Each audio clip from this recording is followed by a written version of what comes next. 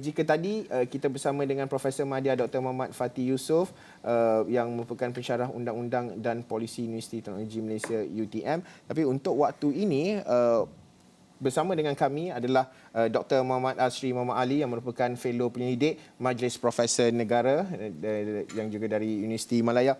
Dr. Asri, terima kasih sudi bersama dengan Esra Awani. Sama-sama. Panjang nampaknya perjalanan. Kita menghela nafas yang cukup panjang untuk kita menantikan tamatnya cut off pukul 2 petang. Melihat kepada banyak pelbagai kemungkinan yang mungkin berlaku. GPS Sarawak telah pun secara jelas menyatakan bahawa mereka menyerahkan keputusan kepada Yang di-Tuan Agong. Akhirnya kenyataan media terbaru menyerahkan kepada Yang di-Tuan Agong kebijaksanaan Yang di-Tuan Agong dalam menentukan pembentukan kerajaan.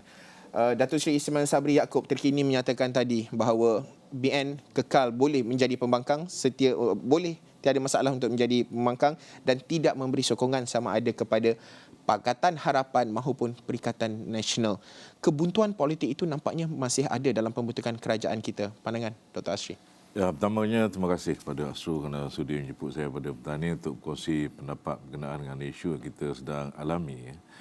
Ya, pada banyak orang ini ialah perkara new normal atau normal baru yang kita hadapi tidak pernah kita lalui selama ini dalam proses pilihan raya umum di negara kita.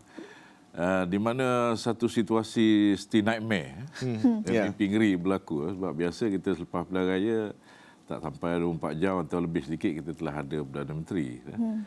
Dan situasi ini saya ingat kita kena lihat lebih jauh daripada angka sebab dia melibatkan apa yang saya panggil perubahan gravitational force ataupun perubahan titik graviti dalam negara kita. Apa yang saya maksudkan ialah kalau kita lihat semua yang berlaku ni berpunca daripada apa yang saya sifatkan seperti Maxim. Kalau di UK kita ada Brexit, British exit Europe. Apa berlaku ni ialah Brexit ataupun Malaysia exit UMNO atau BN. Because BN menentang berkempen menentang UMNO, menentang kerajaan UMNO. Semenjak 2000 kita ambil dari sejarah bersatu sejak 2018. Sama juga dengan PH. PH ni daripada Barisan Alternatif, Pakatan Rakyat. Pakatan Rakyat. Semua tu berkempen untuk tinggalkan BN. Ubah. But suddenly ironinya, kan 30 kursi berkampung di PWTC, berebut dia 30 nombor ni. Why? Kenapa? Kenapa tak rebut nombor yang besar tu 72? Ataupun 73 tu ataupun yang 82 itu? Bukankah ini suatu suasana yang pelik? The principle of democracy, they go for majority number in parliament, kan? Dan kenapa cara jelas untuk dapat number ni ialah pergi pada nombor yang besar. Tapi itu tidak berlaku. Telah lebih 48 jam, kan? Jadi ini menunjukkan pada saya satu benda yang besar sedang mengubah landscape politik kita yang ahli-ahli politik kita barangkali ada yang memahami, barangkali ada yang tidak memahami. Kalau mereka memahami, tidak menjadi, kalau dasarnya ialah Maxim tu tadi, Malaysia exit UMNO, tidak ada sebab satu titik pun kenapa Perikatan Nasional tidak boleh membentuk kerajaan dengan Pakatan Harapan. Tapi persoalannya bukan sekadar itu, bukan sekadar Brexit atau Maxim tu tadi. Persoalannya ialah persoalan pada saya negara bangsa. Sebelum saya pergi kepada negara bangsa, dari tingkat lebih bawah ialah pada negara. Bila nak UMNO selama ini, dia bermain dengan negara. Apa saya maksudkan negara ialah seperti beri perkhidmatan, wujudkan pembangunan, wujudkan kestabilan. Ini semua aspek negara. Wujudkan pentadbiran yang baik. Dan parti-parti lain, kalau kita tengok manifesto dia pun sama. Dan bila parti bercakap tentang korupsi, soal integriti, itu juga soal negara. Tetapi bila kita tengok keputusan pilihan raya ini, kita lihat soal orang bercakap soal green tsunami, orang bercakap soal multiracial society, itu bangsa. We are facing the problem for the first time, I think, secara tuntas, secara mutlak sebab landscape politik negara ini telah dibahagi kepada dua. Bandar, barat, selatan kepada multiracial, utara dan Pantai Timur Semenanjung. terbagi kepada apa yang kita panggil yang mahukan nilai-nilai Islam itu tadi. Dan sebab itulah, kalaupun rasionalnya dari segi nombor itu, nombor yang besar dengan nombor yang besar itu sepatut bekerjasama. Tetapi mereka seolah-olah mengelak. Itulah musuh mereka paling besar. Ya, betul. Ini masalah apa? Adakah ini masalah demokrasi? Ataupun inilah masalah, ada orang kata ego dan sebagainya, it's beyond that. Ini ialah masalah cita-cita bangsa yang nak dibentuk. Sebab itu, pada saya keputusan pilihan raya ini, kita perlu lihat dalam kerangka yang lebih luas, iaitu persoalan apa bentuk rupa bangsa yang kita nak bentuk ke depan. Sebab kita tidak mahu lagi era. Kalau ada putusan ni, kita ingat Brexit tu total, maximum tu tadi total. Sebab pendekatan yang dibawa dulu ialah bila kita tumpu pada negara tapi tidak tumpu pada bina bangsa, dia pergi kepada korup.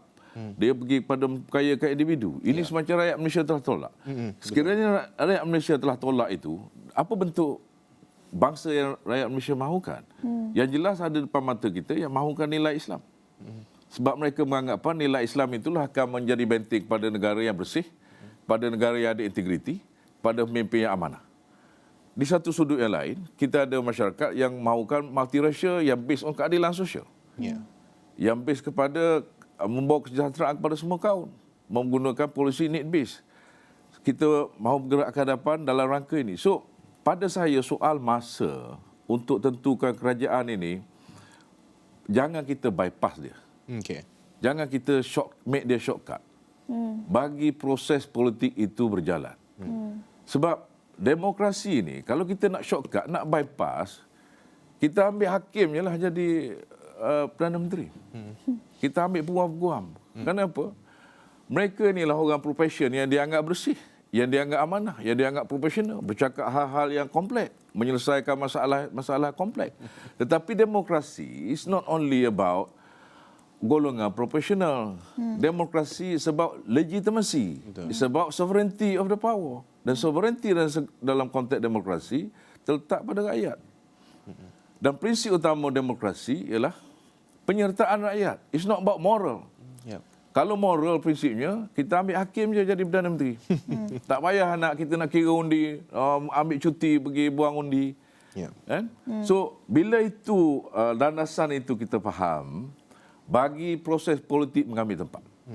Sebab ini pertama kali dalam sejarah kita berdepan dengan soal untuk menafsir kembali bangsa. Pada saya ini seumpama selepas kita berdepan dengan kembali Britishnya dulu, dia nak perkenalkan Melayu Union, apa bentuk rupa bangsa kita nak timur. Sebab British muka Melayu Union. Kita ambil masa berbincang, bermesyuarat, tubuh parti dan sebagainya, dan kita buat keputusan kita nak merdekakan Malaysia ini, kita nak satu bangsa yang didirikan oleh anak watan.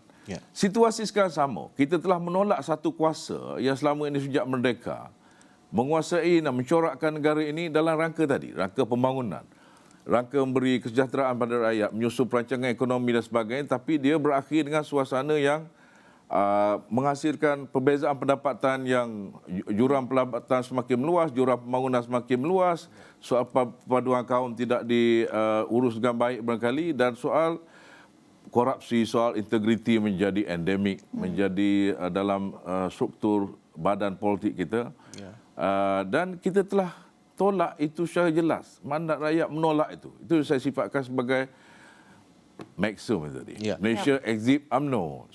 Sekarang persoalannya kenapa direbut 30 kursi itu? Jadi Doktor, itu media harus tanyakan. Doktor rasa ini satu detik yang cukup kritikal. Satu critical juncture untuk politik kita berubah, membangun, bertumbuh daripada apa yang kita tahu sejak dekat-dekat yang lepas. Sekarang ini satu peluang. Dalam setiap krisis itu ada peluang untuk pembaharuan. Tapi kalau kita lihat kesepakatan, perundingan antara pemimpin itu kita tolak ke tepi. Tapi kesediaan rakyat pula bagaimana? Ramai daripada mereka inginkan kerajaan yang secepat mungkin. Tapi demokrasi itu memerlukan masa. Seperti doktor kata, jangan nak rushkan sangat. Kita perlukan masa untuk bentuk kerajaan yang benar-benar stabil dan boleh membentuk bangsa ataupun sekurang-kurangnya membentuk laluan baharu untuk bangsa yang baharu. Bagaimana untuk meyakinkan rakyat demokrasi ini memerlukan masa yang sedikit lama? konsep demokrasi ini apabila kita dapatkan kedaulatan pilihan rakyat menerusi pilihan raya, wakil mereka telah hantar ke parlimen secara jelas, itu kita ada namanya. Dan inilah kerjanya apa kita panggil representatif demokrasi ini, menerusi kerja ahli parlimen ini. Dan antara kerja ahli politik ini ialah yang basic sekali ialah membuat perundingan. Membuat konsensus. Kalaupun mereka bersatu parti, mereka berlainan pendapat. Dan kerja parti ialah untuk melayan kepelbagaian, untuk melayan perbezaan, supaya ada satu kata sepakat. Dalam sistem kita ini, soal rakyat tunggu lama tak lama itu, saya rasa itu isu yang tidak berapa penting. Sebab penyertaan rakyat telah berakhir dengan proses pengundian itu tadi. Sekarang biarkan wakil mereka, sebab mereka juga bertindak pada pihak rakyat. Dan kalau kita lihat, ini bukan satu proses yang luar biasa. Di negara lain pun pernah berlaku. Di Jerman, sewaktu penggal kedua Angela Merkel tu, 3 bulan kalau tak silap saya, mereka mengambil masa untuk mencapai konsensus. Sebab itu saya kata tadi, oleh kerana parlimen ini di mana kuasa itu dibozitkan. Dalam negara demokrasi, kuasa diletakkan di parlimen. Dan parlimen ini kita tahu is a political body. So politik ini tidak dapat lari daripada 2 perkara, iaitu membina kerjasama atau berkonflik. Bila mereka berkonflik, itulah kita resolve parlimen dengan undi tak percaya sebagainya, atau Perdana Menteri rasa hilang kepercayaan dan kita bubar parlimen dan kita pergi kepada rakyat semula. Dan bila kita pergi pada rakyat, dah dapat mandat itu, biar mereka jalankan kerja politik mereka. Ahli parlimen ni bukan buat kerja seperti wakil office boy dan sebagainya. Itu kerja utama mereka yang kita kata buat polisi dan sebagainya. It's a political punya job. Betul.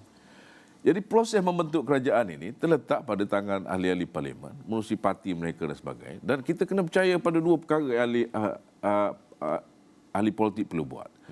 Sama ada berbincang, bermusyawarah, mencapai konsensus, ataupun kita kata singkatnya kerjasama. Yang kedua, ialah berkonflik. Kita tunggu proses ini, sekarang mereka tidak berkonflik. Mereka sedang berbincang. Jadi berbincang itu ialah sebahagian daripada proses politik untuk mencari kata sepakat. Sebab tujuan kitanya untuk membina satu negara bangsa yang lebih utuh pada masa akan datang. Sudah pasti ada banyak. Kalau kita tengok di Brexit dulu pun, apabila dia keluar, sampai sekarang ini mencorakkan politik di UK. Sehingga ada Perdana Menteri tak sampai 44 hari saja kan. 45 hari. Itu kesan daripada pergolakan yang mereka masuki sejak tahun 2016 yang lalu. Dan kita ada maksimum kita. Kita baru keluar daripada satu era yang kita tidak tahu nak corakkan ke mana. Sebab kita terbagi 2. Betul.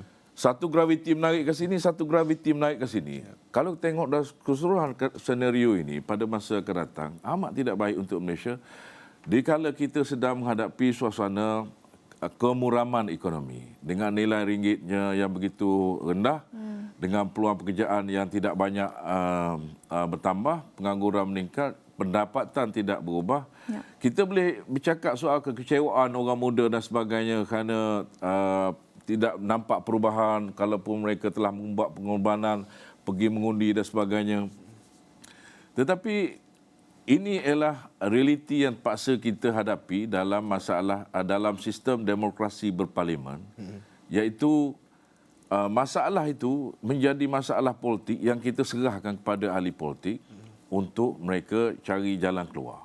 Dan dalam konteks ini, sudah pasti saya tidak menjangkakan masa yang pendek boleh diambil. Sebab ini bukan sekadar soal nombor. Ini soal direction masa hadapan. Adakah kita nak negara kita bergerak ke arah multiracial society yang mengutamakan kepelbagaian kaum, kepelbagaian bahasa, mengiktiraf aneka perspektif, cara hidup dan sebagainya. Atau kita mahu ke arah satu negara yang berteraskan nilai Islam. Dan bila kita cakap pasal Islam ni, satu benda yang luas juga. Kita tengok apa yang berlaku di Iran sekarang ni, itu sudah jadi semacam satu backlash. Masyarakat turun ke jalan raya, tidak bersetuju dengan para ulama ni.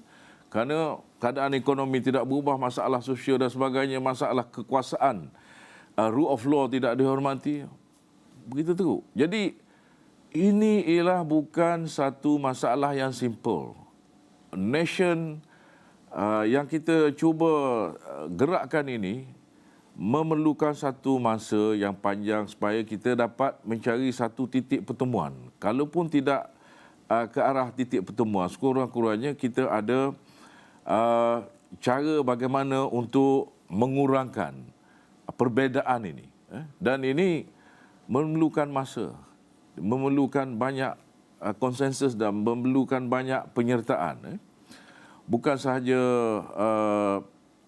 daripada UMNO yang 30 orang. Mungkin kita selesai kalau UMNO masuk bentuk mana-mana kerajaan. Tetapi dalam jangka panjangnya, sebab asas kita tadi ialah untuk menolak korupsi, integriti, kita kata, adakah dengan golongan ini menyertai, dia akan ditembak oleh golongan satu lagi. Ya. Dan mungkin menjejaskan cita-cita negara bangsa yang dua blok ini mahu bawa. Jadi UMNO itu sendiri mesti dipahamkan atau mesti diajak untuk memahami direction yang baru itu ke mana mereka nak pergi. Kalau mereka nak berada di tengah-tengah, secara jelas masyarakat telah berubah ke depan. Ya. Betul. Ya. Kita biarkan proses ini berjalan, biar mereka tentukan mana yang terbaik untuk rakyat. Rakyat harus faham sistem demokrasi sifat dia begitu. Ya. Baik. Seperti yang Dr. Asri katakan, ada menyentuh sedikit mengenai dengan aspek ekonomi. Betul. Itu juga perlu diambil kira dalam kita bercakap tentang dinamik politik yang berubah sekarang ini. Dalam masa yang sama kita nak lihat bagaimana keadaan ekonomi, apa kesan politik negara ketika ini kepada ekonomi negara. Kita nak bersama dengan rakan setugas Irfan di Bilik Berita Irfan. untuk ceritakan bagaimana di sektor ekonomi Update impaknya, bursa, kesannya. Sebab, kalau Irfan sekejap kalau kita lihat pada update bursa sedikit kalau kita lihat dalam tengah hari tadi sesi dagangan pada 11 pagi kita menampakkan masih lagi nampaknya lebih rendah kerana sudah tentu melibatkan sentimen pasaran dan juga mempengaruhi selera risiko pelabur dan juga 11.41 mata, nampaknya sekitar merosot 11.41 mata daripada 1436.55. Mungkin Irfan ada perinciannya berkenaan dengan update ekonomi dan juga melihat kepada selera di bursa, juga melihat kepada risiko pelabur dan sebagainya. Ya, Irfan. Haris, seperti mana disebutkan tadi, untuk hari ini menjunam 11.41 mata iaitu 0.79% berbanding dengan permulaan pasaran dibuka dengan mata lebih tinggi, kemudian menurun sehingga sekitar 1.435 mata ketika ini dan pasaran mendatar antara pukul 12 hingga pukul 2 waktu rehat sebelum pasaran akan ditutup pada pukul 5 nanti. Dan kalau kita dapat lihat lebih lanjut dan lebih teliti, prestasi pasaran saham Malaysia pernah mencapai di antara 373 sehingga 1618 52 minggu ke belakang. Walau bagaimanapun, seperti mana kita dapat lihat untuk hari ini sahaja pasaran jajaran pergerakan pasaran telah terhad kepada 1435 sehingga 1451 dan kalau kita lihat kepada prestasi pasaran daripada 5 hari, sebulan ke belakang, 3 bulan ke belakang, daripada tahun ke tahun dan 1 tahun ke belakang, tidak ada angka positif. Semuanya adalah negatif. Walau bagaimanapun, adakah ini akan kekal begitu? Pasti seperti yang disebutkan oleh Haris dan juga Naila tadi, ia bergantung kepada prestasi dan juga kestabilan negara. Dan kalau kita lihat lebih lanjut di sini, selepas daripada tarikh pilihan raya, sepatutnya kita membentuk kerajaan pada hari Sabtu dan Ahad yang lalu. Tetapi pada hari Isnin memandangkan kita berdepan dengan ketidaktentuan, maka pasaran saham jatuh, kemudian naik kembali kerana ada keyakinan dan juga optimism kerajaan akan dibentuk pada hari Isnin yang lalu selepas pada jam 2 petang, tetapi nampak ditangguhkan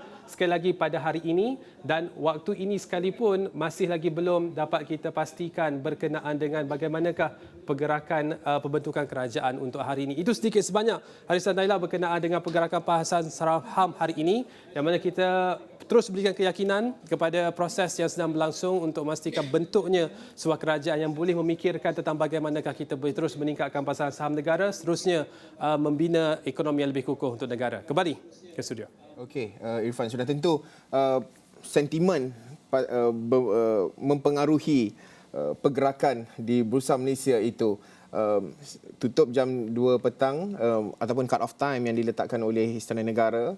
Tetapi nampaknya kalau dijangkakan pada dagangan pada sebelah pagi tadi merosot, boleh dikatakan agak kritikal juga, 11.41 mata shade by 11.41 ini merupakan satu angka yang boleh dikatakan besar untuk separuh hari dagangan. Kita menjangkakan, kita mengharapkan mungkin pada dagangan pada sebelah petang ini mungkin agak positif sedikit, tapi kita masih lagi menunggu update terkini dari semasa ke semasa. Okey, baik, pada ketika ini kita difahamkan rakan-rakan kami juga ada mempunyai perincian-perincian berada di pelbagai lokasi yang akan terus berlintas langsung dengan kami membawa perkembangan dari semasa ke semasa. Kami masih lagi bersama dengan Dr. Muhammad Asri Muhammad Ali, Fellow Penyidik Majlis Profesor Negara dari Universiti Malaya. Dr. Asri, kalau kita nak bercakap berkenaan dengan gabungan ataupun sekarang ini seolah-olah yang kita nampak adalah lebih banyak yang menyerah diri dipanggil untuk menyebut sebagai pembangkang. Maksudnya kalau diletakkan diri sebagai pembangkang, nampaknya bukannya kerajaan majoriti, dia dah jadi kerajaan minoriti, tetapi yang majoriti itu adalah pembangkang. Kita ada banyak rang undang-undang, banyak RUU nak dibentangkan. Sekiranya kita meletakkan keadaan, sekiranya kerajaan yang dibentuk itu adalah kerajaan minoriti, bagaimana perjalanan sesebuah kerajaan itu? Adakah kita akan melihat banyak lagi perjanjian CSA di antara parti-parti apa yang dilakukan oleh Datuk Seri Ismail Sabri Yaakob sebelum ini, dan juga mungkin ada kerjasama baharu atau sebagainya, Dr. Asri? Sebelum mereka putuskan untuk menjadi pembangkang, mereka mesti setuju untuk bentuk kerajaan dulu. Ya. Tanpa ada kerajaan, mana ada pembangkang? Ya.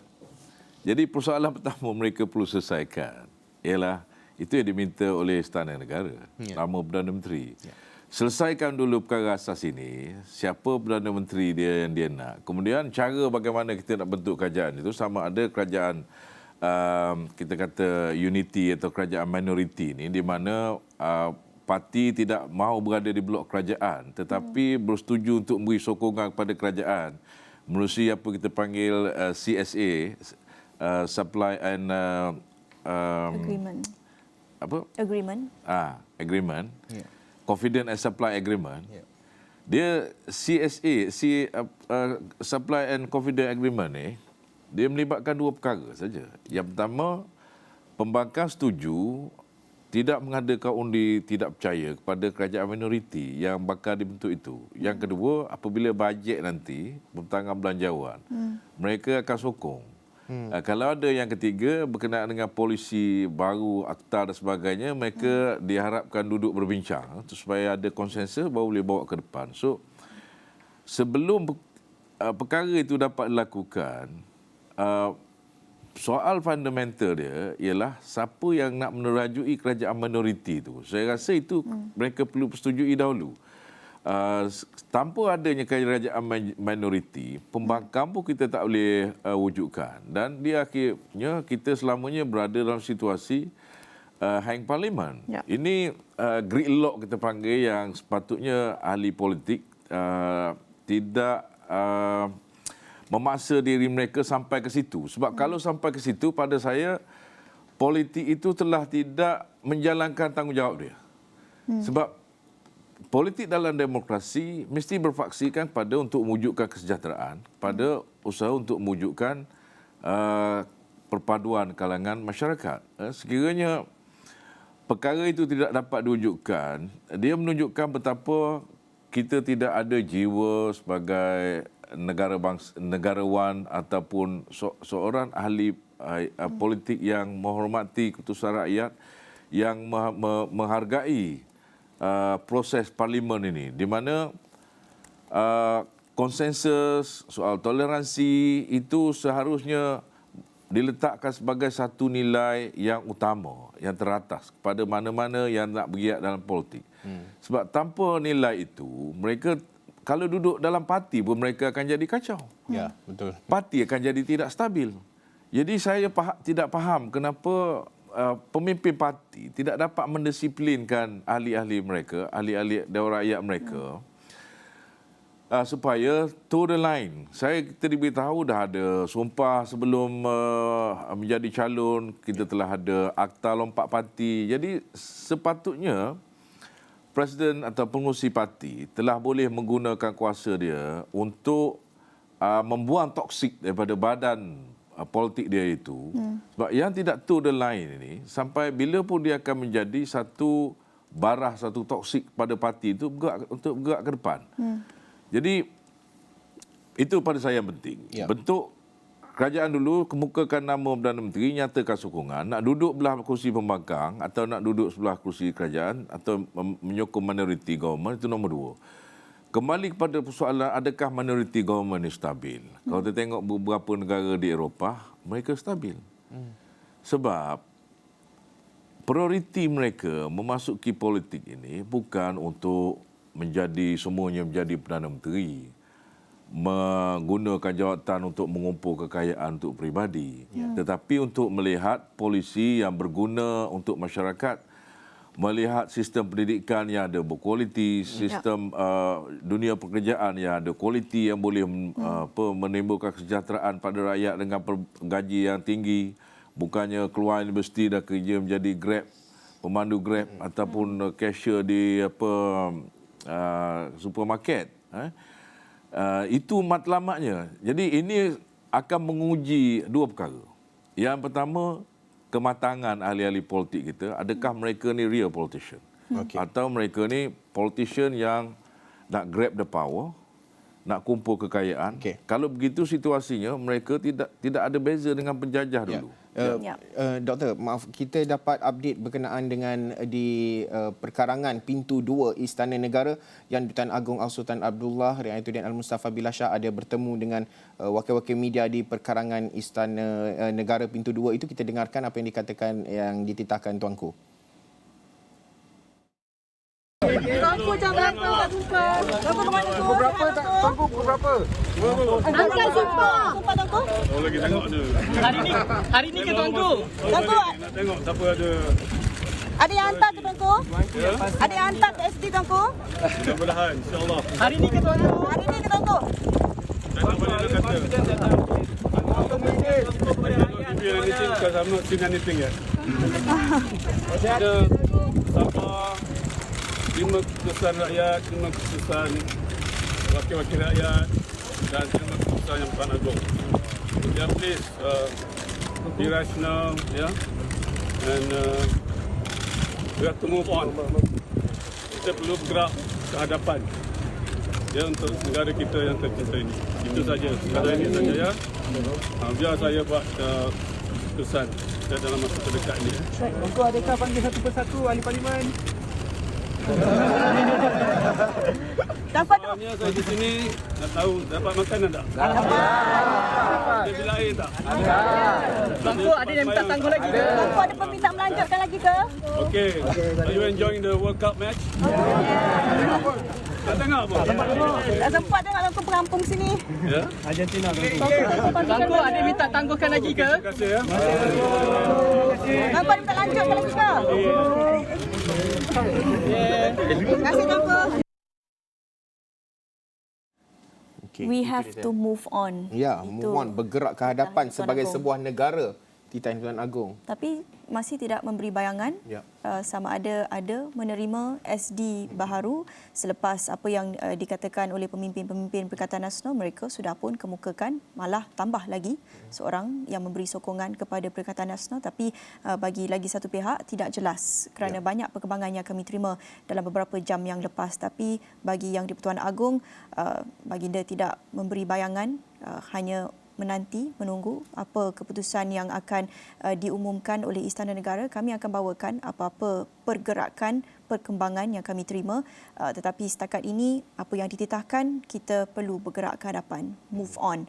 Tapi kalau kita nak berbalik kepada perbincangan kita, Dr. Asri kata, kita memerlukan masa kerana ini satu keputusan yang perlu dibuat secara berhati-hati, bukan perlu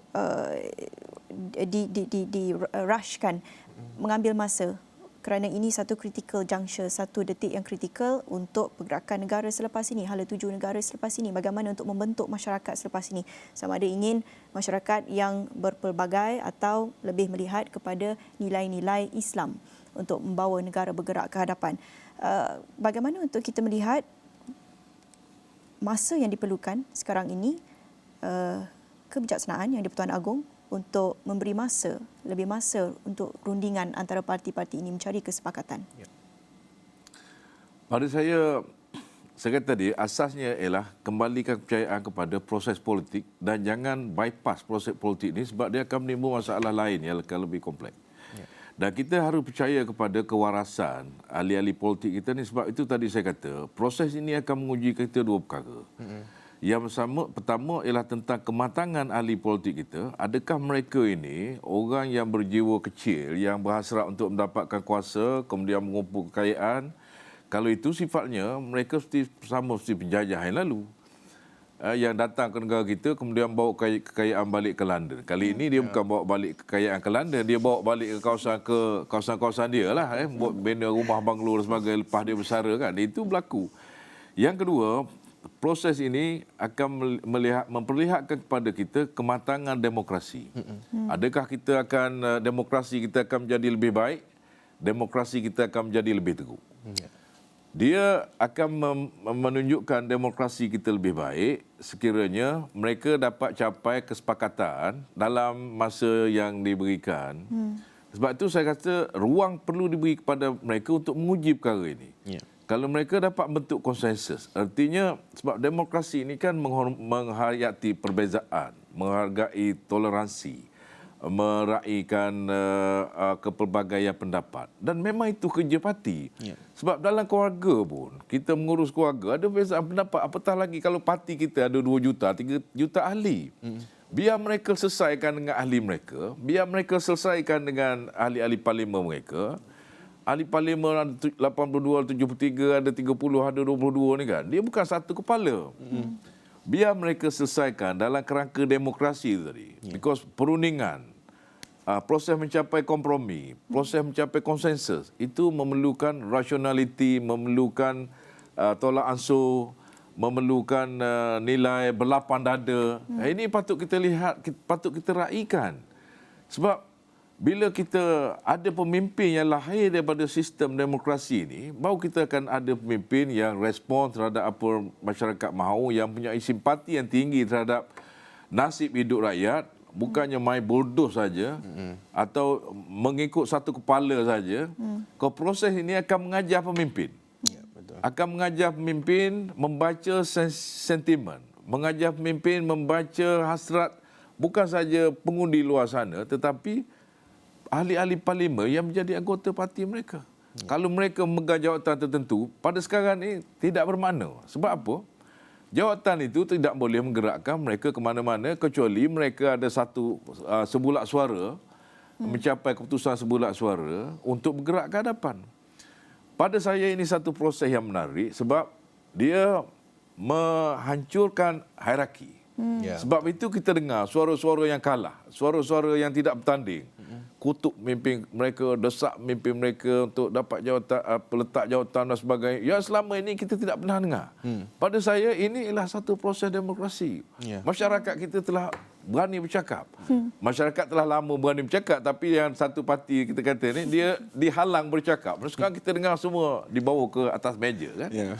Jadi pemimpin dia mereka tidak boleh bercakap seperti dulu lagi. Menggunakan kuasa autokratik dia misal kata, menggunakan kuasa diktator tak boleh. Sebab suatu suara pun sekarang ni penting. Kalau tidak dia akan menjadi punca ketidakstabilan dan sebagainya. Sebab itu saya lihat beri mereka masa, kita percaya kepada mereka ahli politik yang berjiwa besar. Kita anggap proses ini baik untuk demokrasi. Kita jangan, kalau kita hentikan proses ini, dia akan melambangkan demokrasi kita hancur. Contoh saya bagi. Sekiranya kalau perkara ini berlaku di Thailand, pihak tentera akan ambil alih kuasa. Kita lihat apa persepsi masyarakat terhadap Thailand, terhadap Myanmar.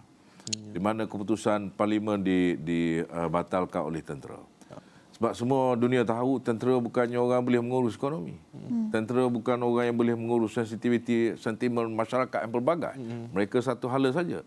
Sebab itu sistem demokrasi ini menjadi popular seluruh dunia, di negara-negara seluruh dunia kerana sistem yang boleh respon apa yang dikehendaki oleh masyarakat, yang accountable, yang melahirkan pemimpin yang toleran, yang tidak banyak bezanya dengan masyarakat. yang boleh menggerakkan masyarakat ke arah satu konsensus, satu musyawarah, satu keputusan yang murni, dan itu yang kita nakkan sebagai satu negara yang apa kita panggil ada nationhood-nya, ada identitinya, ada budaya yang cantik, yang harmoni, yang stabil. Jadi saya tidak nampak di negara kita ni ada elemen itu.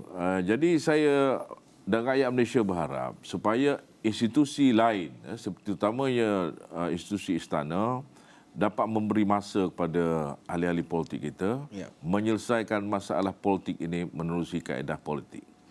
Tidak menerusi kaedah perundangan. Kalau kita guna kaedah perundangan, kita boleh adakan pilihan raya sekali lagi.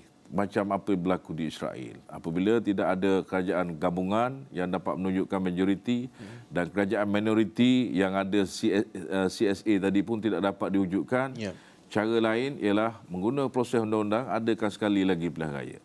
Dalam kajian sains politik yang mengkaji voting behavior, masyarakat ni dia tidak berubah sekelip dalam tempoh dekat bila mengundi satu parti.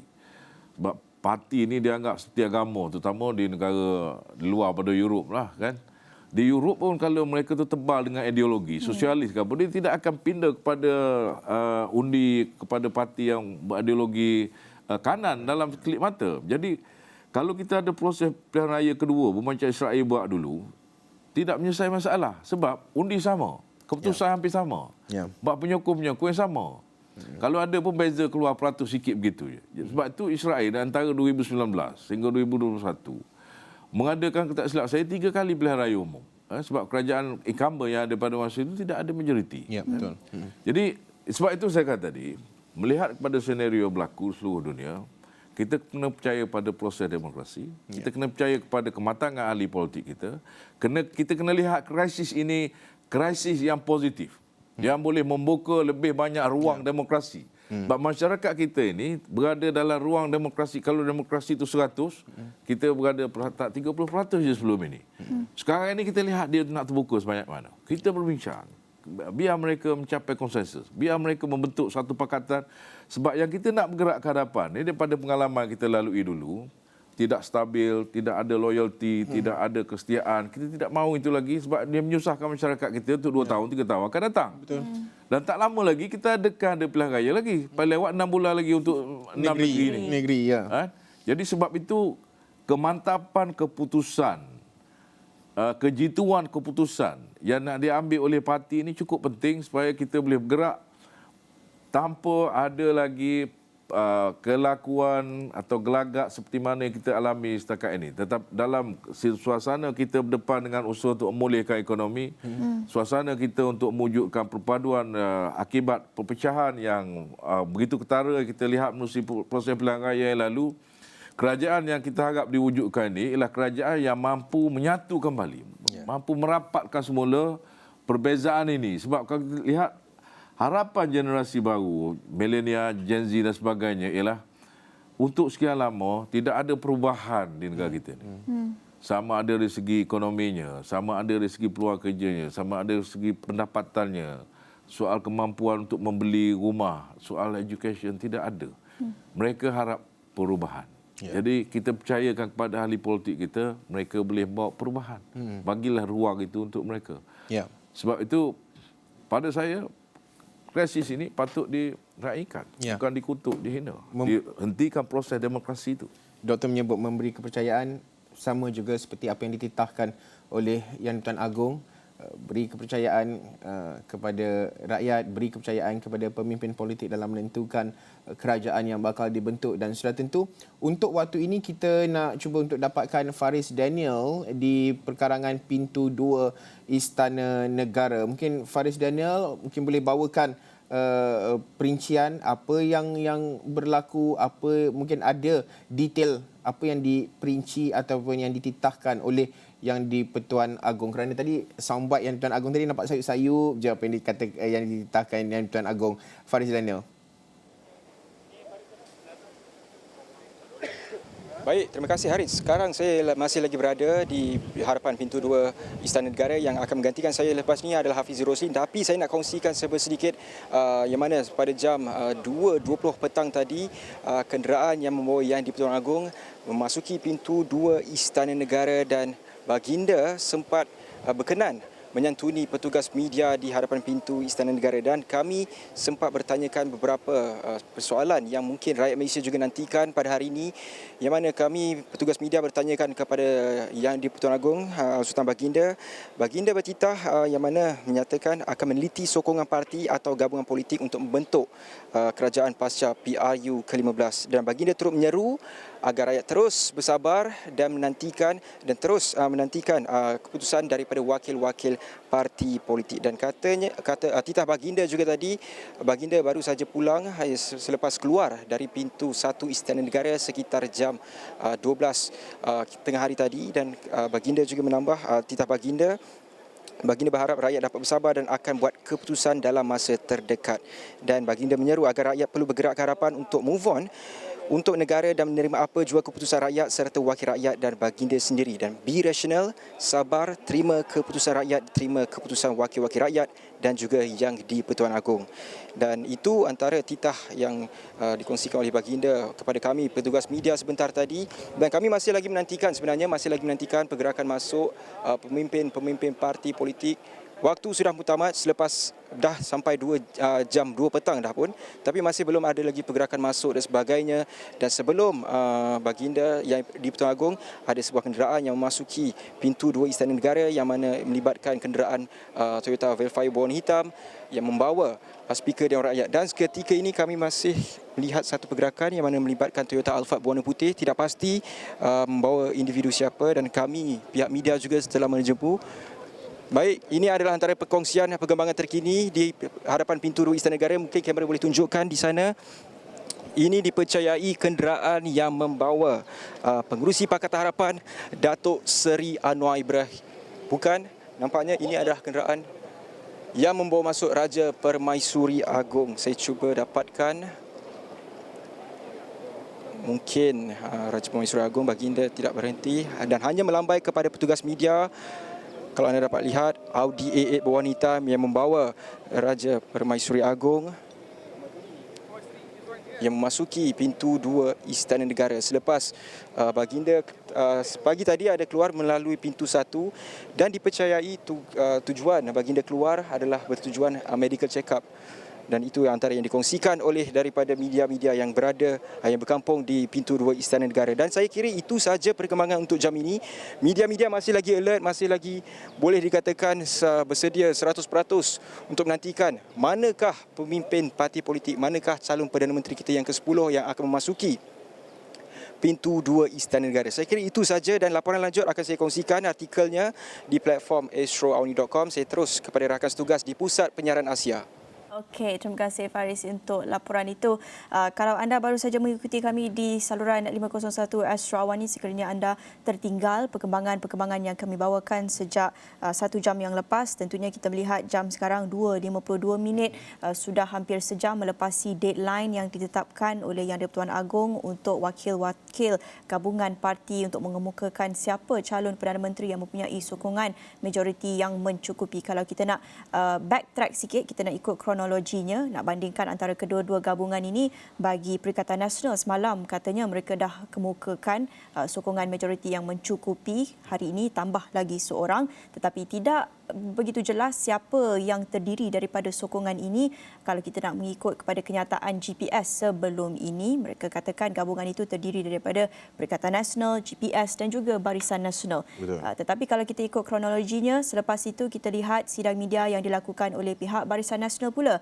Mereka katakan tiada rundingan rasmi yang diadakan semalam, tapi kita lihat pertemuan yang agak bersejarah diadakan antara pemimpin-pemimpin kanan Barisan Nasional dan Pakatan Harapan di Sri Pacific menjadi tumpuan petugas media semalam apabila mereka mengadakan rundingan pertemuan tawar-menawar. Mungkin kita tidak tahu perinciannya, tetapi kalau kita lihat bergerak ke hari ini pula dengan berbaki sejam sebelum 2 petang tadi, kenyataan dikeluarkan oleh pemimpin-pemimpin Barisan Nasional dan akhirnya Datuk Seri Ismail Sabri Yaakob menyatakan tidak memberi sokongan kepada mana-mana gabungan. Ini saya kira visual langsung dari pejabat Datuk Seri Anwar Ibrahim dengan petugas media mengurumuni sebuah kenderaan yang membawa Syed Saddiq, saya kira untuk memasuki pejabat Datuk Seri Anwar Ibrahim. Okey. Syed Saddiq tidak memberi sebarang kenyataan, mengunci mulut, tidak tahu apa perkembangannya dari pihak Pakatan Harapan, hanya memandu kenderaannya memasuki ke pejabat Datuk Seri Anwar Ibrahim di mana rakan setugas Firdaus Azil berada di sana. Tetapi yang juga menjadi tumpuan tentunya kita nak melihat bagi pihak Perikatan Nasional di kediaman Tan Sri Muhyiddin Yassin, pihak petugas media juga menjadi tumpuan bagi mereka ketika ini dan rakan setugas kami Fahmi berada di sana sejak pagi tadi. Fahmi boleh kongsikan pergerakan yang Fahmi dapat lihat di sana? Semalam punya dia bang, belum keluar lagi. Simpan. Okey, baik. Pergerakan yang dapat saya kongsikan sebentar saja tadi baru wujud beberapa pergerakan keluar daripada pemimpin-pemimpin kanan Perikatan Nasional, namun tidak dapat kami sahkan siapakah individunya. Dan sejujurnya pihak media di sini sudah pun berkumpul sejak 8.30 pagi dan ini merupakan kawasan tumpuan untuk melihat wujud sama ada pergerakan-pergerakan yang signifikan. Namun apa yang boleh saya kongsikan buat masa ini, sebelah pagi tadi ada beberapa pergerakan keluar masuk oleh beberapa individu signifikan, termasuklah Timbalan Pengerusi Perikatan Nasional Tan Sri Abdul Hadi Awang, Setiausaha Agong Datuk Seri Hamzah Zainuddin dan Timbalan Presiden Bersatu Datuk Seri Ahmad Faizal Azumu. Dan selain daripada itu juga kami difahamkan tiada orang kata daripada kem Perikatan Nasional sendiri tiada sebarang U-turn yang dilakukan oleh mana-mana individu. Berikutan kenyataan Datuk Muhammad Rezwan Mat Yusof memaklumkan beliau tidak tahu jika ada ahli parlimen yang membuat pusingan U selepas menandatangani surat akuan berkanun. Namun itu tidak cukup bagi pengawal media di sini kerana kami setia menanti jika terdapat sebarang pergerakan keluar dan masuk. Okay, jika dapat dilihat sekarang ini, Azmin Ali baru saja keluar daripada kediaman Tan Sri Muhyiddin Yassin, diikuti dengan beberapa kenderaan yang lain. Namun kebanyakan figura-figura ini tidak memberi sebarang kenyataan, melainkan hanya melambaikan tangan mereka dari dalam kereta. Okey, saya kira itu saja yang dapat saya kongsikan buat masa ini. Jika ada sebarang perkembangan selanjutnya akan saya bawakan khas di Astro Awani. Dan kembali ke Pusat Penyiaran Asia. Okey, terima kasih Fahmi. Laporan langsung dari luar kediaman Tan Sri Muhyiddin Yassin yang ada menyaksikan pergerakan keluar masuk. Tadi Datuk Seri Azmin Ali ada baru saja meninggalkan kediaman Tan Sri Muhyiddin Yassin, juga tidak memberi sebarang kenyataan. Keadaan politik semasa pembentukan kerajaan itu masih tidak jelas. Syed Saddiq juga baru saja tiba di pejabat Datuk Seri Anwar Ibrahim. Ada pergerakannya tetapi jawapannya masih belum jelas. Mungkin benar apa yang Dr. Asri katakan tadi, mereka memerlukan masa. Okay. Tapi kalau ingin kongsikan sedikit, kita tahu banyak pergerakan berlaku, banyak update-update terkini. Kalau anda katakanlah terlepas, kami di astroawani.com ada membawa perincian ataupun lapor langsung timeline terkini apa yang berlaku, kemas kini dari semasa ke semasa. Jika kita boleh up di mirror untuk lihat update di astroawani.com, banyak sebenarnya lapor langsung di dalam astroawani.com ini, perkembangan terkini dari semasa ke semasa. Terakhir sekali jam 2.43 petang tadi, kita akan terus update dari semasa ke semasa berkenaan dengan apa yang berlaku, gelora politik, kebuntuan politik yang masih lagi melanda negara, dengan kita harapkan kebijaksanaan Yang Tuan Agong dalam memastikan pembentukan kerajaan yang lebih stabil. Harith, selain daripada kediaman Tan Sri Muhyiddin Yassin, sebentar tadi kita lihat ada pergerakan di pejabat Datuk Seri Anwar Ibrahim di mana rakan setugas Niki Sen bersedia untuk bawakan laporan terkini. Niki, apa yang terkini dari kediaman dan pejabat Datuk Seri Anwar Ibrahim? Niki. Baik, terima kasih rakan tugas di Pusat Penyiaran Asia di Bukit Jalil. Saya bersama rakan tugas yang lain iaitu Firdaus Azil setia menanti di depan pejabat milik Dato' Sri Anwar Ibrahim yang mana difahamkan berlakunya rundingan di dalam. Namun ketika ini dalam pemantauan Esrawani di sini kita dapat melihat beberapa pergerakan ketibaan dan yang menarik perhatian adalah ketibaan Timbalan Speaker Dewan Undangan Negeri Negeri Sembilan iaitu M. Ravi memasuki pekarangan pejabat Dato' Sri Anwar dan dipercayai menyertai rundingan yang sedang berlaku di dalam ketika ini. Namun yang baru saja tiba sebentar tadi adalah Presiden muda iaitu Syed Saddiq Syed Abdul Rahman yang tiba menaiki kenderaan beliau memasuki pekarangan pejabat Dato' Sri Anwar ketika ini yang mana di dalamnya selain pada Syed Saddiq dan juga M. Ravi yang turut difahamkan ada di dalam adalah Presiden Amanah Muhammad Sabu, Setiausaha Agong DAP Anthony Lok dan Timbalan Presiden PKR Rafizi Ramli. Kita buat masa ini belum lagi ada info ataupun maklumat lanjut berkenaan dengan rundingan yang sedang dilangsungkan di dalam ini, namun kami masih lagi di sini menanti sekiranya ada pergerakan keluar pemimpin-pemimpin ini daripada pekarangan pejabat Dato' Sri Anwar ini. Dan kita tahu juga meskipun jam sudah melepasi 2 petang iaitu tempoh yang diberikan oleh Istana Negara untuk menyembah maklum nama ataupun senarai gabungan parti bagi bentuk kerajaan dan juga senarai calon yang mendapat kepercayaan ahli Dewan Rakyat untuk ditabalkan ataupun diberikan dinamakan sebagai Perdana Menteri ke-10. Setakat ini belum lagi ada pergerakan keluar pemimpin-pemimpin ini dari pejabat Dato' Sri Anwar.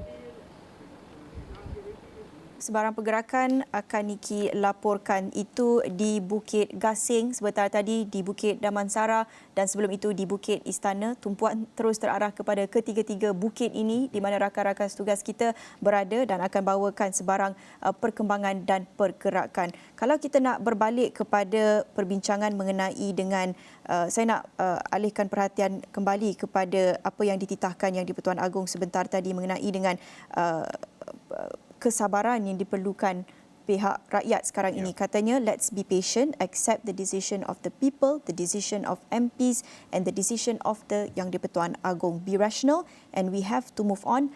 Let me decide soon. Dr. Asri melihat bagaimana peranan yang dimainkan Yang di-Pertuan Agong dalam mana proses demokrasi ini semakin kompleks, semakin rumit, memerlukan masa dan ruang, tetapi baginda menitahkan bahawa baginda akan membuat keputusan dalam masa terdekat. Ya, apa yang saya dengar tadi menunjukkan satu sikap yang amat terbuka yang ditunjukkan oleh pemimpin terutama negara kita, Sri Paduka Baginda Pertuan Agong, yang inilah yang kita harapkan daripada demokrasi, iaitu satu sikap yang bertoleransi, sedia membuka ruang, memberi masa kepada ahli-ahli politik kita ini untuk mencapai konsensus atau kompromi sesama mereka. Dan baginda menasihati rakyat dengan nada yang santai, menunjukkan tidak berlaku ketegangan dan sebagainya. Dan ini amat perlu kita sanjungi sebab proses politik negara kita ini telah matang. Kita tidak, kalau perkara seumpama ini berlaku di negara dunia ketiga, saya rasa dah ada yang usuhan sana sini. Tetapi kita sebagai satu masyarakat yang dididik semenjak tahun 1951, kemudian diikuti pilihan raya umum pertama 1955 sampai sekarang, kita percaya kepada ahli-ahli politik kita tu untuk buat keputusan. Percaya kepada kematangan ahli politik kita dan kita percaya kepada sistem demokrasi akan menghasilkan satu keputusan yang baik, satu keputusan yang akan diterima oleh semua pihak sebab ini kita bercakap tentang legitimasi. Betul. Kita bercakap tentang sebuah kerajaan yang ada sokongan, yang ada keyakinan, yang ada kebolehan. Jadi saya fikir kita akan mendapat kerajaan itu dalam sedikit masa lagi berdasarkan apa yang telah berlaku di peringkat negeri. Kalau kita lihat di Perak misalnya, kalau kita lihat secara terperinci, di Perak itu pun agak rumit sebenarnya untuk diselesaikan. Tapi kenapa dapat diselesaikan dalam masa tempoh yang tidak panjang? Begitu juga kita dengar di Pahang, masih ada rundingan lagi, belum dapat akad sumpah. Kita percaya di sana pun sedang berlaku usaha untuk mencapai persetujuan dan sebagainya. Jadi kalau kita lihat apa bayangan yang berlaku di Perak itu, mungkin ada sedikit sebanyak yang belum diselesaikan oleh pihak, saya percaya, Barisan Nasional. Ya.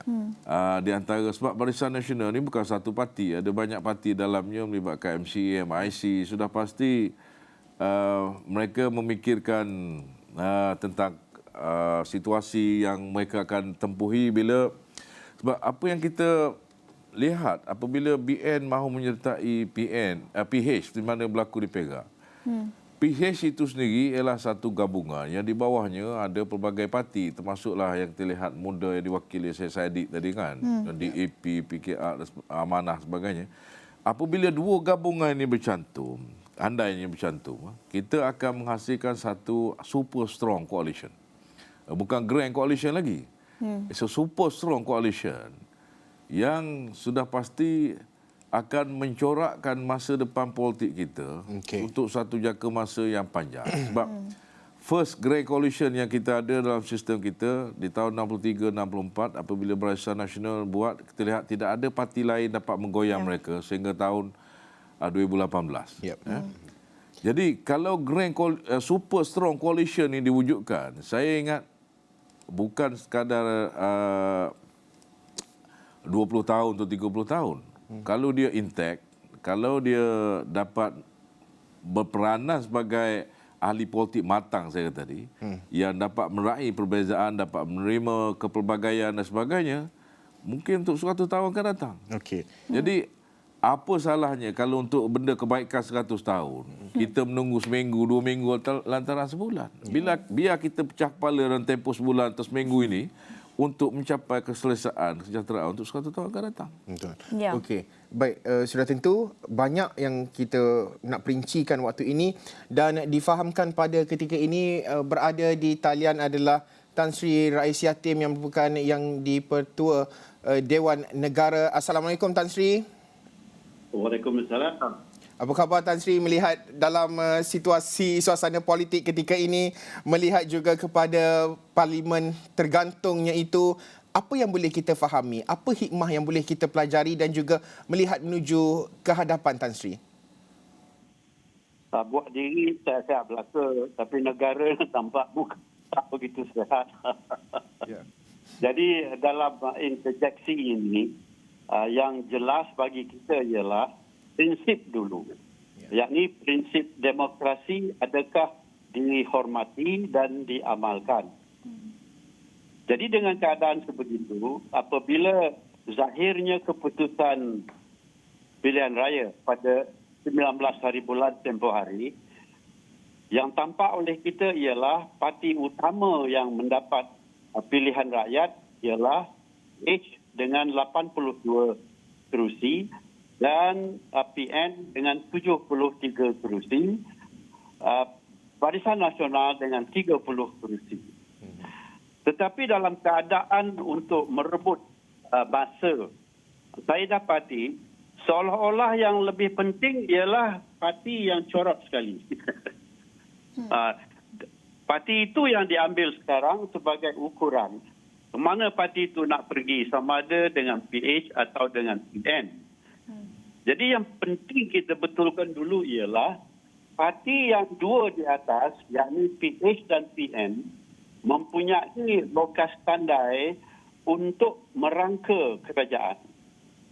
Itu bermakna kalau mengikut prinsip demokrasi, sama ada yang ada di Westminster ataupun di Australia ataupun di New Zealand ataupun di mana-mana dalam Commonwealth, parti yang 2 atau 3 di atas yang paling tinggi perolehannya dari segi undi wajar bermuafakat dan mewujudkan kerajaan, dan dengan idea itu baru disembahkan kepada pihak diraja yang berkuasa. Yakni kalau di Malaysia di bawah perkara 43 ceraian 2A. Dengan keadaan sebegitu, rakyat ramai yang hairan sekarang. Kenapa seolah-olah BN yang perlu diperundingi? Kemana ia nak pergi? Yang terbaik ialah antara PH dengan PN. Berunding bersama dan mencari jalan bagaimana satu kerajaan boleh diwujudkan, sama ada secara bersaham kuasa ataupun menjadikan satu-satu pihak mengambil jawatan-jawatan tertentu bagi tempoh tertentu, atau menentukan kembali dari segi negara dan dari segi rakyat apa sebaiknya dibuat oleh PH dengan PN terlebih dahulu sebelum mengambil apa-apa langkah yang melibatkan Barisan Nasional. Ya. Jadi dalam perhitungan ini, perkara yang berlaku pada tahun 1974 di mana PN itu disertai oleh PAS misalnya, yang mana saya mula-mula berada dalam kancah perjuangan tanah air masa itu, didapati bahawa kerelaan dan kesediaan Datuk Asri semasa itu untuk berbincang dengan Tun Abdul Razak. Jadi sekarang terbaik bagi negara, bagi rakyat ialah Tan Sri Muhyiddin dengan Datuk Sri Anwar berbincang dari hati ke hati sesungguhnya bagaimana membina negara ini di atas perolehan kuasa yang diberi oleh rakyat pada 19 hari bulan tempoh hari. Selepas itu, baru boleh dan baru wajar bagi kedua-duanya berbincang melibatkan Barisan Nasional yang hanya dapat 30 kerusi. Jadi dalam konteks itu, kita mesti membaca perkara 43 yang khususnya menyatakan bagi ceraian 2A itu supaya artinya di situ melantik pada hematnya mendapat kepercayaan majoriti ahli Dewan Rakyat. Soal teknikaliti muncul di sini. Sudahkah pemimpin-pemimpin kita yang dipilih rakyat itu sesungguhnya merupakan anggota Dewan Rakyat atau belum? Ya. Pada pandangan saya, mereka belum lagi menjadi ahli Dewan Rakyat sebab belum angkat sumpah. Justru langkah pertama yang terbaik ialah mengumpulkan mereka dan mengadakan sidang parlimen pertama. Mengangkat sumpah. Dan setelah mengangkat sumpah, barulah isu ini harus dipertimbangkan mengikut tertib dan jadualnya. Pada saat ini, saya berani menyatakan bahawa belum seorang pun mengangkat sumpah. Oleh itu, penjadualan di bawah perlembagaan belum lagi disempurnakan. Justru mereka belum lagi menjadi wakil rakyat di peringkat Dewan Rakyat. Ya. Pandangan ini mungkin disanggah, tetapi saya sangat yakin dengan pendirian ini, yakni sebelum seseorang menjadi anggota parlimen, beliau hendaklah mengangkat sumpah terlebih dahulu. Justru persidangan pertama harus diadakan. Selepas itu, Datuk Seri Anwar dengan Tan Sri Muhyiddin dalam konteks membina negara harus berbincang bersama dengan juak-juak mereka, dengan pemimpin-pemimpin mereka, apa yang terbaik. Kita maklum bahawa ada beberapa keadaan prejudis mungkin yang tertera, yakni PAS mungkin tak berasa seronok dengan beberapa aspek dalam PH yang melibatkan DAP dan sebagainya. Ini boleh dirunding, ini boleh dihalusi. Tidak ada beban yang tak boleh ringan jika kesemuanya membuat rancangan. Pandang saya begitu, dan ada satu aspek lagi yang harus kita teliti yang berlaku di Perak, di mana konsep demokrasi itu sudah tidak menjadi nyata, sudah diperkecilkan. Misalnya di sana, seseorang telah dilantik sebagai menteri besar dan beliau mewakili parti yang kalah. Sekiranya seseorang itu dilantik dari golongan parti yang kalah, bermakna kita tidak menghormati keputusan rakyat di mana satu undi bagi satu pengundi dilakukan. Yang menang di sana ialah PN dengan 26 kerusi. Yang menang di sana ialah PH dengan 24 kerusi. BN beroleh 9 kerusi. Tapi BN yang menjadi menteri besar. Jadi apa yang disebut sebagai proportionate leadership representing the mass. Bak kata Westminster itu tidak nampak dijelmakan oleh pihak-pihak yang berada di sana. Saya berharap perkara ini tidak berlaku di sini dan dapat kita hendaknya memberi satu imbasan jelas kepada rakyat bahawa parti yang telah beroleh kejayaan sama-sama berunding dan tidak melibatkan parti yang telah gagal atau ditolak oleh rakyat. Ya. Dalam konteks ini saya bersetuju dengan pandangan yang berhormat Datuk Seri Utama Ahmad Hassan yang mengatakan pilihan terbaik bagi Barisan Nasional ialah sebagai pembangkang kecuali ada ramuan lain yang diberi oleh perundingan baru yang dengan semestinya beroleh restu dari Yang di-Pertuan Agong. Okey. Baik. Tan Sri Rais Yatim, terima kasih Yang di-Pertua Dewan Negara atas pandangan hemat melihat kepada apa yang berlaku pada ketika ini. Kita sudah tentu kita ingin mencari solusi yang terbaik demi negara bangsa yang lebih baik untuk Malaysia ini. Terima kasih sekali lagi Tan Sri Rais Yatim. Masih lagi bersama dengan kami adalah Dr. Muhammad Nasri Muhammad Ali, Fellow Penyelidik Majlis Profesor Negara MPN dari Universiti Malaya. Reaksi Dr. Asri melihat apa yang dinyatakan oleh Tan Sri Rais Yatim, parti yang dua yang besar ini bincanglah dulu. Kenapa nak perlu melibatkan parti yang kecil? Parti yang kalah. Parti yang kalah ini. Ya, ada 3 perkara yang disebutkan oleh Tan Sri tadi. Yang pertama yang itulah yang parti besar perlu kerjasama. Yang kedua ialah ahli parlimen perlu angkat sumpah dulu. Yang ketiga apa berlaku di Perak itu tidak betul. Saya ingin ribat apa disebut itu. Kalau kita katakan yang ketiga dulu, apa berlaku di Perak itu tidak betul, tidak seharusnya berlaku, which mean kerajaan yang dipimpin oleh Dr. Mahathir 2018 dulu tidak seharusnya berlaku dan itu salah.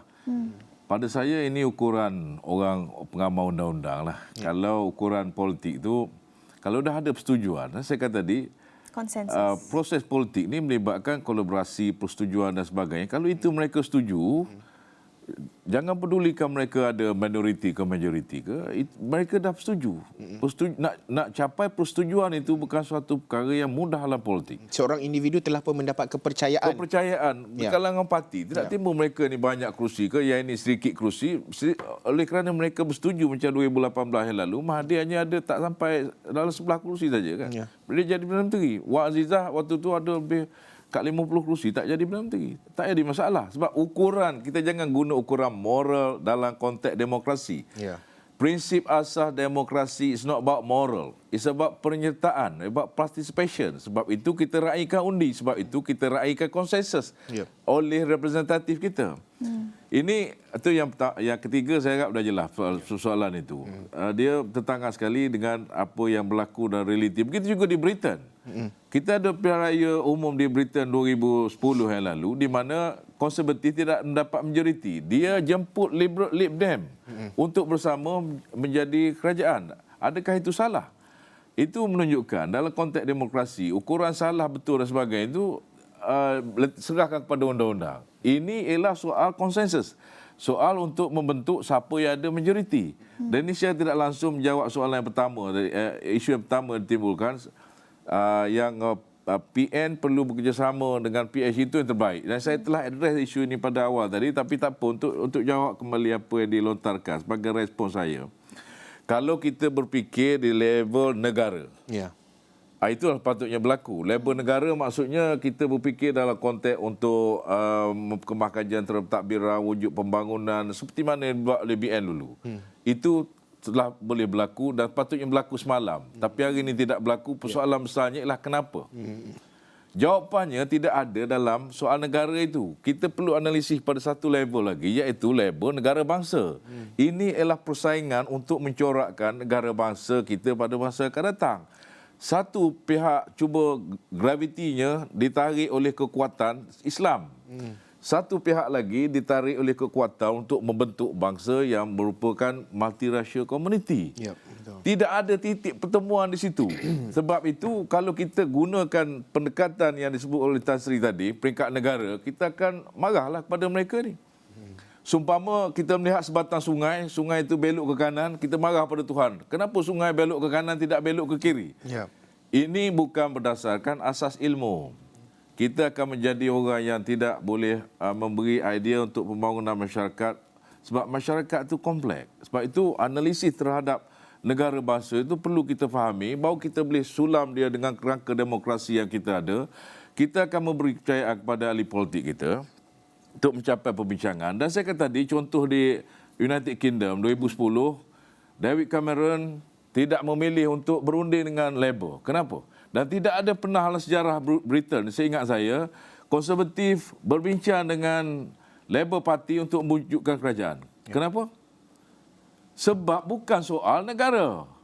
Ini ialah soal ideologi rupa bangsa Britain yang nak diwujudkan. Labour mahu wujudkan masyarakat sosialis.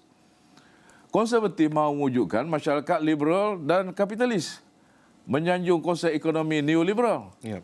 Sebab itu kalau pun mereka ada majoriti dan secara logiknya mereka bercantum seperti disebutkan oleh Tan Sri Rais tadi. Boleh berlaku bila-bila masa tapi realitinya tidak berlaku sepanjang sejarah mereka. Kalau kita guna ilmu itu untuk analisis negara bangsa, kita tidak akan berjumpa kalau kita tidak lihat konteks negara bangsa. Kita hanya setakat menggunakan ilmu negara saja.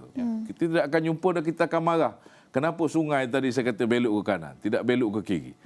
Sebab itu dalam sistem demokrasi berparlimen, biasanya dalam konteks untuk mendapatkan sokongan, soal naratif negara bangsa itu yang menjadi satu motivasi, menjadi satu force yang kuat untuk mereka bentuk kelompok penyokong mereka.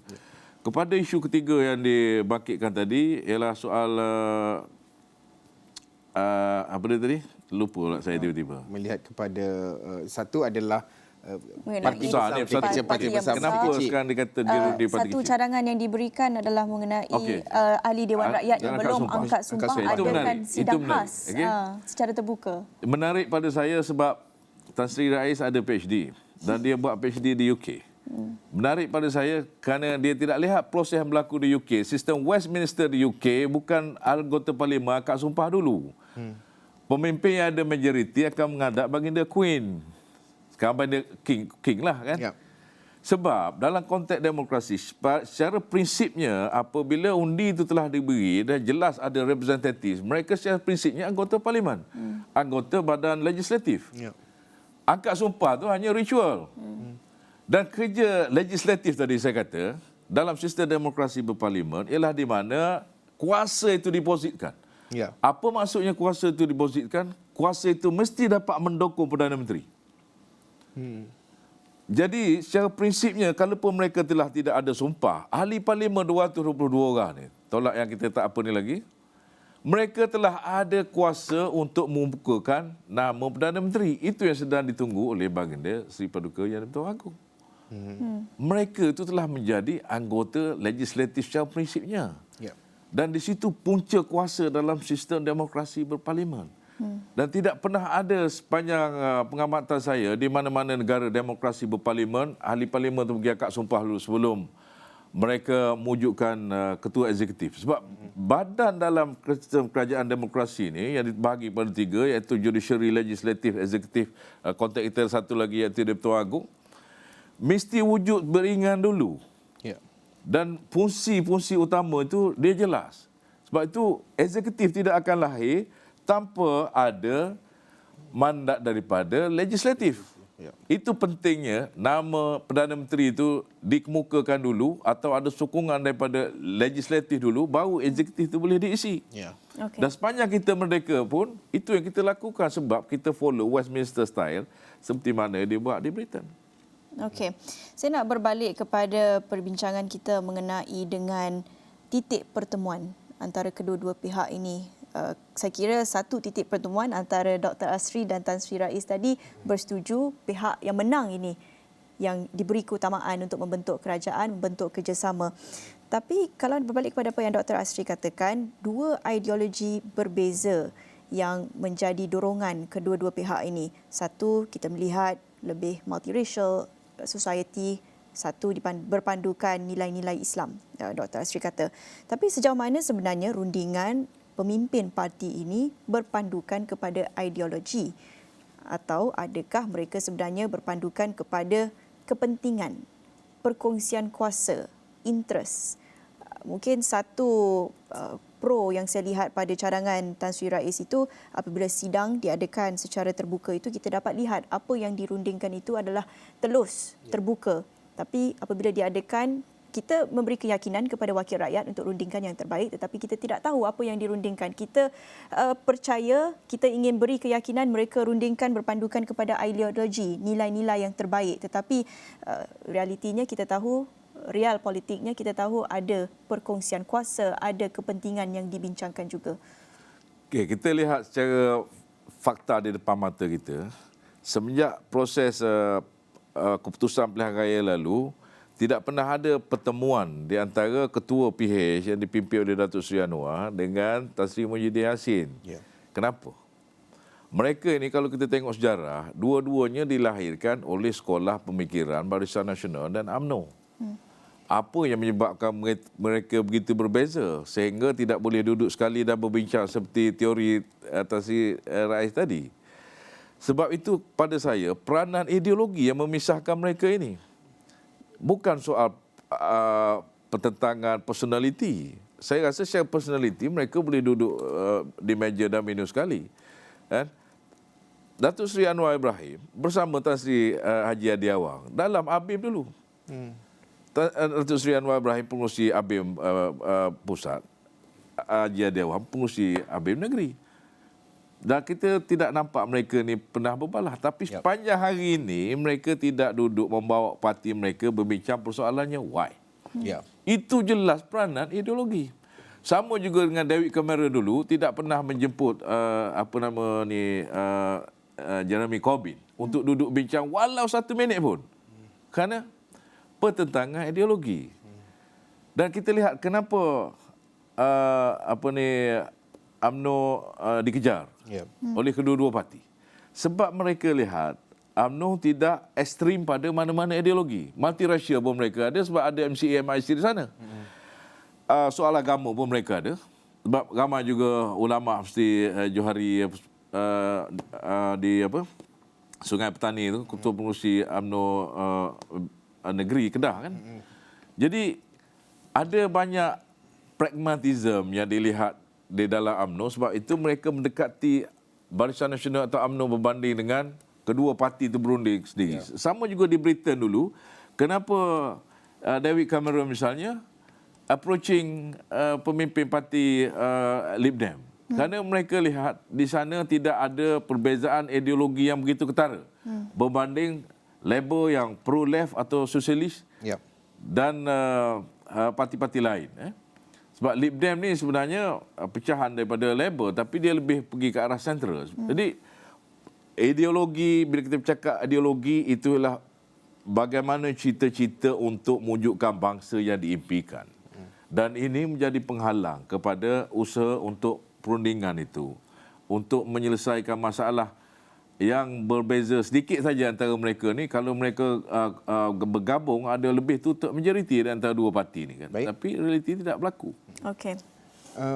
Dr. Asri, sudah tentu pada ketika ini banyak perkembangan jika anda dapat lihat di visual di skrin ketika ini. Ketiga-tiga bukit. Ketiga-tiga bukit. Bukit Damansara dan Bukit Istana. Kesemuanya kami bawakan secara langsung, tapi setakat ini masih tiada pergerakan. Yang terakhir kita dapat lihat beberapa pergerakan masuk ke pejabat Datuk Seri Anwar Ibrahim, antaranya Syed Saddiq, dan bagi kediaman Tan Sri Muhyiddin Yassin pula, pergerakan keluar yang kali terakhir kita dapat lihat adalah Datuk Seri Azmin Ali. Tetapi ketika ini kita dapat lihat di kediaman Tan Sri Muhyiddin Yassin ada pergerakan keluar masuknya, tetapi tiada perkembangan baru. Tapi apa yang terkini yang kami boleh kongsikan adalah dua kenyataan. Pertama sekali daripada GRS, Gabungan Rakyat Sabah. Okey, daripada GRS menyatakan bahawa mereka menolak tuduhan isytihar perang terhadap BN, di mana Gabungan Rakyat Sabah GRS menolak sekeras-kerasnya dakwaan Barisan Nasional Sabah bahawa GRS mengisytiharkan perang terhadap BN seperti yang dituduh pengerusinya semalam. Pengerusi GRS Datuk Seri Panglima Haji Haji Nur berkata GRS tidak pernah mengisytiharkan perang terhadap BN seperti yang didakwa oleh Datuk Bong Mohtar Radin. Di mana kod apa yang dikatakan beliau, kita tidak ada apa-apa alasan atau perlunya isytihar perang terhadap BN, malah dalam pilihan raya baru-baru ini kita ataupun GRS dan saya sendiri turun padang berkempen untuk membantu calon BN di kawasan mereka. Ini antara perkara penting yang dinyatakan oleh beliau. Perincian lanjut akan kami bawakan di astroawani.com dan seterusnya. Itu bagi GRS, tapi ini juga satu kenyataan yang baru saja kami terima dari Barisan Nasional, khususnya daripada Dr. Zambri Abdul Kadir, yang mana beliau menjelaskan Dewan Tertinggi Barisan Nasional yang bermesyuarat hari ini telah memutuskan perkara-perkara berikut. Pertama, tiada mana-mana ahli Parlimen Barisan Nasional yang telah memberikan sokongan terhadap pencalonan Tan Sri Muhyiddin Yassin sebagai Perdana Menteri ke-10 dan pemakluman mengenai perkara ini telah dibuat kepada Yang di-Pertuan Agong. Dewan Tertinggi juga mengambil pendirian terbuka untuk berbincang dengan pihak-pihak yang berkenaan bagi memastikan sebuah kerajaan dapat dibentuk demi kepentingan negara dan kesejahteraan rakyat. Ketiga, sehubungan itu Barisan Nasional meminta semua pihak yang berkaitan agar bertenang, cooling off period, ketika mendepani situasi politik negara. Dengan pendirian dan keputusan yang dicapai, kedudukan Barisan Nasional adalah kekal seperti sekarang. Kenyataan daripada Dr. Zambri Abdul Kadir bagi mewakili Barisan Nasional setelah muktamadnya mesyuarat Dewan Tertinggi Barisan Nasional. Dengan itu, 1 jam setengah daripada berakhirnya deadline tamat tempoh masa yang diberikan oleh Istana Negara untuk mengemukakan calon, tetapi sehingga kini masih buntu, masih tidak jelas jawapannya. Rakyat Malaysia telah memilih, tetapi kini rakyat Malaysia masih lagi menunggu. Mungkin benar apa yang Dr. Asri katakan itu, perlukan masa. Demokrasi itu tidak sempurna dan perlu diberikan ruang dan masa untuk kita melihat di mana krisis ini boleh membuahkan peluang yang baharu untuk demokrasi dan pembangunan negara ke arah yang baharu. Ya, sebenarnya membawa satu ideologi dan juga pemahaman pemikiran mematangkan rakyat, mencelikkan lagi kita melihat kepada dalam perjalanan pembentukan sebuah negara yang lebih baik. Baik, terima kasih sekali lagi Dr. Muhammad Asri Muhammad Ali yang merupakan fellow penyelidik Majlis Profesor Negara mengulas berkenaan dengan gelora politik yang masih lagi berlaku, kebuntuannya. Kita menantikan perkembangan terkini dari Istana Negara, kenyataan media mungkin kita jangkakan ataupun individu yang bakal mengangkat sumpah. Mungkin hari ini, mungkin esok, masih lagi menjadi tanda tanya. Sekian sahaja Malaysia Memilih untuk waktu ini. Selepas ini, bersama dengan rakan-rakan kami, program ini tidak pernah berakhir. Saya Haris Ashraf Hasnan. Dan saya Naila Huda. Terima kasih menonton. Kita jumpa lagi. Salam hormat.